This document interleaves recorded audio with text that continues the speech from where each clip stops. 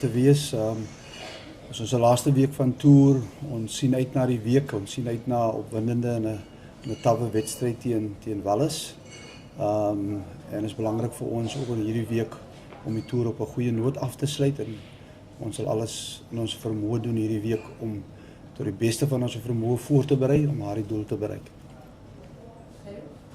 Ja, ek dink soos coach Deon gesê het, ek dink was 'n great toer sover gewees. Dit is baie belangrik vir ons om die toer op 'n hoogtepunt af te sluit. Altyd lekker hier in Wallis en sien uit na 'n groot toetsie naweek. Coach, do you want to just start by giving us an update on Ox?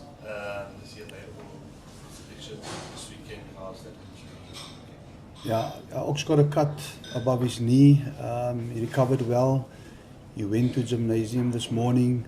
He, like any other of the players, are available for selection. So no other injury concerns?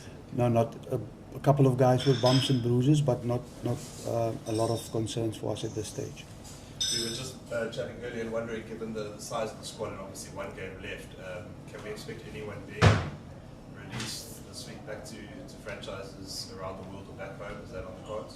I think that would be a decision that the head coach would make during this week. At this stage, everyone will train this week in all the sessions. Everyone is available for selection, and I think it was always being part of the big plan to ensure that we win each test match, but that we also get the balance right in terms of reaching our goals for the future with the players that we have here. So obviously that would be taken into consideration in the selection and in our planning for this week. Coach, how is that in a way a balancing act? Because obviously there's the one thing of planning for the future, but also respecting the opposition, so to speak. So is that a difficult balancing act? No, I think obviously we want to select our best team all the time, and whenever we make changes, especially when we bring in younger talent or less experienced players, is to ensure that we surround them with good experience and good leadership. And I think that would be the thinking. Obviously, the players that we do have here is players that we've identified that do have the potential to play at this level. It's just to ensure that we select the right game in the right circumstances during the year to ensure that we give them that experience to play at this level. What is your experience been of working with guys like Gerhard and Robbie's? Are they ready for international rugby? Yeah, I think they're quality players. Robbie's obviously have been with us for a longer time than Cameron, and Robbie's have already played Test rugby, and I think if had good performances within that. Unfortunately, he's playing behind guys that are have a lot of experience in Malcolm and Bongi. But I mean, if he gets a chance to play at this level, that he will use his opportunity. They're good team players, and I think also their basics are good. Cameron is now for the first time that I work with him, but I think he's a genuine athlete.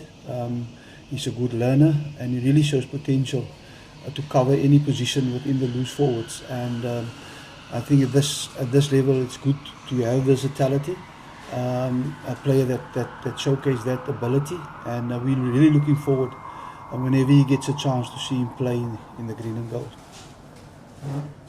Coach, the discipline issues from the last test, is that something that's been addressed the last kind of 36 hours, and was it identified as a real issue for you guys against England? Yeah, obviously we spoke about that this morning, especially from a line-out perspective. I've addressed it from my side, and also Jaco from a referee perspective. We've discussed our execution and the impact of that. Obviously, in the last couple of years, we haven't conceded so much penalties from a defensive line-out perspective, and it's really something that we pride ourselves on. And so we looked at that, and those are definitely things that we can improve, because it's in our control. But there's also maybe one or two things that we might have been unlucky in terms of that. But we would rather focus on not developing a tag around infringing in areas that we don't want to, and that's something that we addressed. When you mention defensive line out, is it stuff like playing the man in the air, jumping across? Yeah, definitely. Those are things that we discussed and looked at. Early engage, obviously, and then our ability in terms of how we can just be more better in our execution. For instance, in stopping mauls and not allowing it to collapse in certain areas. What did you make of Wales Australia yesterday? Sorry? What did you make of the Welsh performance yesterday? Personally, I think the Welsh really showed our gutsy team they are playing here at Cardiff. Unfortunately, they started a bit slow, but I mean they came back and they really show that they are a team that the players that they show a lot of effort. And they showed that by coming back so effectively within the game, and then obviously then Australia just pulled away towards the end. I think there were really areas in the game where they were good at. I think the scrums were good. I think they were unlucky to lose a player like Beard so early in the test match that maybe influenced their rhythm in the lineouts. But from a physical point of view, physical side and showing good structures, I think they're a team that at this stage maybe are not in a good place, but in terms of the effort and how they played and how they fought back, it's never easy in Cardiff coming here. If you look also back in terms of our performances against them here, so it's a team that we respect. We know they don't go away, and we have to bring our A game to ensure that we get a good result here. Is there any chance of complacency on your part, because nobody expects Wales to come anywhere close on Saturday? No. I think we approach every test match with pride and a lot of respect for our opponents, and it won't be any different this week. We will have to focus on ourselves. Obviously, we've identified a lot of areas where we feel we can be much better, and I think that would be our key focus preparing for this game, going into this test match. Gerhard, from your side, if you want to just run us through what the last 2 weeks have been like. I mean, obviously a big experience. Just what have you felt? Are you learning a lot from being at the setup where you have been for the last couple of weeks? Yeah, definitely. It's my first time being included in the end of year tour, and it's been awesome. I mean, every day you can just keep on learning, training with the best guys in the world. So for me personally, it's still feels like a dream, but it's getting just try to take in as much as I can and try to get better every day and try to chase the guy above me. And what's been the thing about being now becoming a regular in the box setup? The difference in kind of mindset and the shift in intensity, or what is it about being a part of this group that kind of perhaps surprised you or took you back, something you had to change or dial in on when you joined the setup? I think every player in the squad standards is massively high.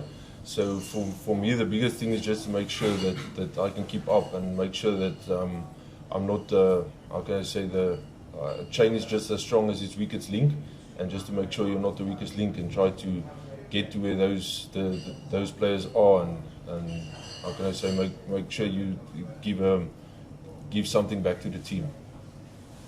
You were obviously in the wrong place at the wrong time on the weekend. We're talking about discipline issues. How much does that impact you when you're the guy who gets the yellow, and what have you learned from that experience? No, definitely. It's never nice, how can I say, to let the team down.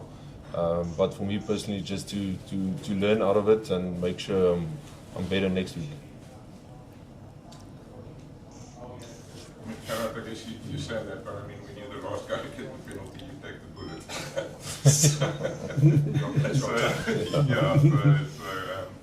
Having said that, I guess your response to that is quite humble in a way, because you sort of like you want to take accountability, but in a way it's really a collective thing. Yeah. So you guys must feel what has the chat been around discipline? No, definitely it's some area of the game we can definitely improve. And I mean, if it's the first or the last penalty you give away, it's still a penalty, and it still means you were in the wrong space at the wrong time. It doesn't matter who gets it. Like you said, I took the bullet this time, but still I was also in the wrong place. And you guys were imposing yourselves quite nicely in the scrums. I mean, you feel it was a good scrumming effort? I think it was good. England has a very technical scrum. I think there's a lot of places where we can improve on, and we will definitely train those areas through the week. And to what extent, when I see Ox has a cut on his knee, Deon says it's okay, but how big a mentor has he been for you? No, definitely very big. I've learned a lot from him, and I'm still learning a lot from him every day. It's a massive honor for me to train with someone like that and play with him. Yeah, like I said, I just try to learn as much as I can from him and look up to him, and hopefully follow in his tracks. And